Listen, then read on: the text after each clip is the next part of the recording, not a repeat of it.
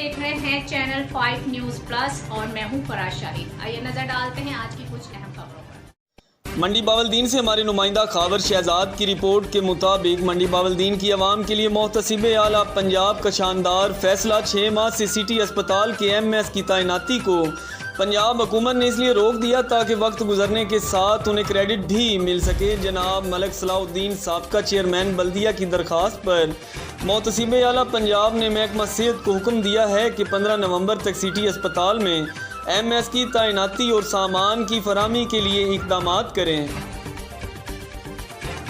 मुस्तकिल दर्द की वजह से आपका पूरा दिन खराब हो सकता है। ऐसे में मैं आपको नई पैनाडोल एक्सटेंड के इस्तेमाल का मशवरा देता हूँ। इसमें है खास बायलेयर टेक्नोलॉजी, जिसकी एक तह फौरी हल होकर दे जल्द आराम, जबकि दूसरी तह आहिस्ता आहिस्ता घुलकर 8 घंटों तक असर रखे बरकरार, ताकि आप रोजमर्रा के कामों को जारी रख सकें। इसलिए देर पर आराम के लिए नई पैनाडोल एक्सटेंड पर मेरा भरोसा है।